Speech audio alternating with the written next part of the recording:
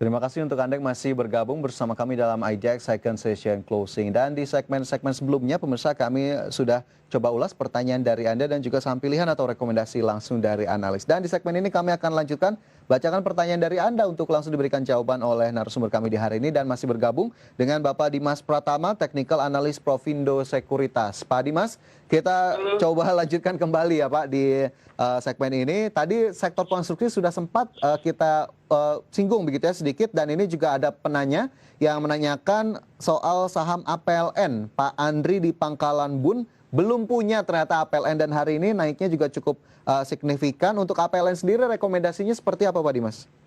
Lebih sell on strength Mas, target price di 174. Oke, 174 begitu ya, sell on strength untuk APLN. Tapi melihat kenaikan yang ada saat ini, sebetulnya ada sentimen yang begitu spesifik atau tidak sih Pak? Karena jika saya lihat dari kinerjanya, justru membukukan penurunan secara year on year ini, terutama dari sisi bottom line. Ya, memang terjadi shooting yang cukup tinggi ya terkait dengan penurunan suku bunga. Tapi balik lagi kita untuk kedepannya kita masih tetap harus melihat kinerja. Tapi kalau secara book value, dia masih cukup rendah karena book value terakhir ada di sekitar 360. Jadi memang masih under value. Oke, masih under value 360, ternyata masih cukup lebar begitu ya jaraknya, meskipun sell on strength ini diberikan rekomendasinya untuk Pak Andri di Pangkalan Bun. Tapi jika belum masuk, berarti tunggunya di mana ini berarti Pak Dimas? Besok kalau terjadi tarikan ke atas, boleh cepat ikut ritmenya. Tapi cepat, main cepat ya, karena targetnya di 174 kemungkinan akan jadi profit taking.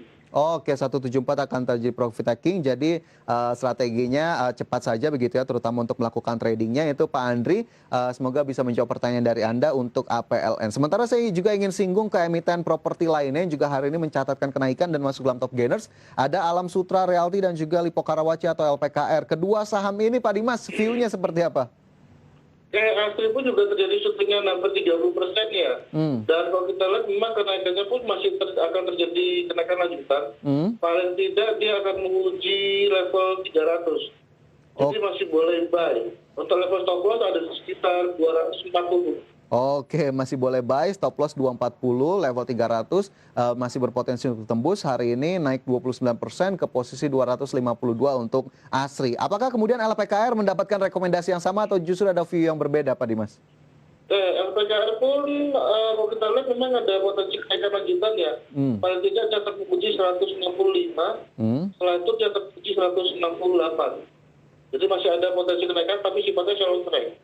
Oke, sell on strength, potensi kenaikan 165, 168, hari ini ditutup di 160 atau naik 19,4%. Itu tadi 3 emiten properti yang masuk dalam top gainers di hari ini. Pemirsa, semoga bisa menambah view dari Anda. APLN, ASRI, dan juga LPKR, dan juga Pak Andri tentunya ya bisa menjawab pertanyaan dari Anda.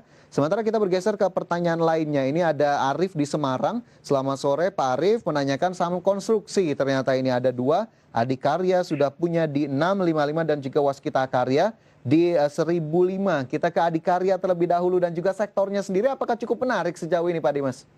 Ya, konstruksi kalau boleh dibilang dari awal bulan itu sudah mulai rally cukup tinggi ya. Dan secara valuasi pun mereka masih under value. Adikarya kalau kita lihat masih ada potensi kenaikan. Untuk selanjutnya apabila berhasil di atas 1000, nantinya dia akan menguji sekitar 1230. Jadi memang target terdekat ada di 1000 dulu. Target terdekat di 1000, kemudian 1230. Tapi sudah cukup bijakkah jika memang ingin melakukan realisasi di harga saat ini Pak Dimas? Tadi soalnya 655 ini sudah cukup jauh. Boleh di-hold, karena konstruksi tahun depan itu juga masih akan rally. Karena dari pemerintah pun sudah mulai digenjot ya untuk pembangunan dan impactnya pasti akan positif ke sektor konstruksi plat merah.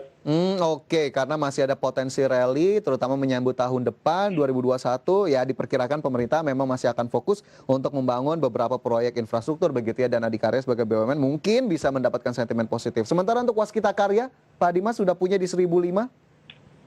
Waskita sama, posisinya cukup menarik. Targetnya untuk terdekat dia akan menguji level 1150, selanjutnya di 1250. Oke, 1150, 1250. Rekomendasinya berarti untuk Waskita? Boleh buy. Untuk level stop loss-nya ada di sekitar 1000. Oke, stop loss di 1000 boleh buy begitu ya untuk Waskita Karya. Sementara Pak Arief tadi sudah punya di 1005. Boleh saja diperhatikan pergerakan Waskita Karya dalam beberapa waktu ke depan.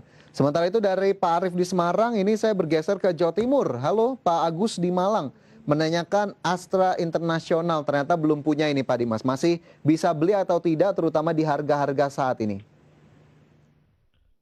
Astra diharapkan dengan terjadi recovery penjualan kendaraan bermotor pun juga harusnya meningkat ya, apalagi kalau kita lihat banyak produksi industri yang memulai mengerjakan manufacturing dan pasti mereka butuh untuk logistiknya. Nah untuk level sekarang sih sebenarnya bayar dulu Pak di level 5.600-an. Oke. Untuk target terdekat dia masih bisa potensi menguji lagi di level 6.000. Jadi memang bayar untuk saham Astra. Oke, buy on weakness untuk saham Astra, recovery diharapkan juga mampu mengungkit kinerja fundamental dari Astra Internasional, sementara level atau potensi yang masih bisa ditembus di 6.000, buy on weakness diberikan. Pak Agus di Malang, semoga bisa menambah catatan untuk Anda begitu ya, memperhatikan saham Astra Internasional sejauh ini yang hari ini ditutup di level 5725. Sementara itu dari Pak Agus di Malang, ini kita bergeser, masih ini dari Jawa Timur tapi tidak menyebutkan nama. Selamat sore Bapak atau Ibu, ini menanyakan saham SSIA. Surya Internusa untuk support dan resisten masih mau beli. Ini bagaimana level-level terdekat yang bisa diperhatikan Pak Dimas? Oke, SSIA balik lagi. Target dekat masih agak tipis sih Mas, di sekitar 600. Jadi kamu perhatikan bila dia berhasil di atas 600, targetnya masih akan menguji cukup tinggi. Paling tidak dia akan menguji sekitar 670. Oke, masih akan menguji 670 begitu ya SSIA. Jika kita lihat hari ini saja berdasarkan data ini SSIA di 585 naik 3,54%. Nah sekali lagi mungkin bisa diperhatikan tadi jika Anda memperhatikan saham SSIA. Dan masih ada pertanyaan lainnya ini Pak Dimas, kita ke Jakarta kembali. Ini ada Ibu Yunita di Jakarta. Wah pertanyaannya cukup banyak, ini ada 3 saham. Yang pertama ada Sido Muncul, punya di 800. Langsung saja kita ke saham yang pertama, Sido Muncul Pak Dimas. Ya, Sido kalau kita lihat dia bergerak price ini ya. Kalau punya di 800 mungkin kalau dia berhasil break lagi, berhasil rebound ke 850 sebagai jual itu. Oke, ke 85. Kemungkinan masih akan terjadi koreksi paling enggak ke 750. Oke, masih akan koreksi ke 750, dilihat lebih dahulu. Sementara emiten kedua ada KF, sudah punya di 3310 Pak Dimas.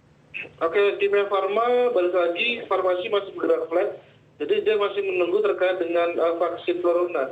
Jadi kalau saat ini mungkin bisa mainkan trading range antara 3.000 sampai dengan 3.500. Oke, jadi masih ada level tersebut begitu yang bisa diperhatikan 3.500 masih cukup flat sektor farmasi sejauh ini. Baik, itu untuk Ibu Yunita di Jakarta, masih ada saham lainnya tapi sayang sekali waktu kita terbatas, mungkin bisa kita sambungkan di lain waktu. Pak Dimas, terima kasih banyak sudah bergabung bersama kami sore hari ini. Semoga diskusi kita bisa menambah informasi baru begitu ya bagi para pemirsa. Dan kita akan jumpa di lain waktu Pak Dimas. Sukses selalu.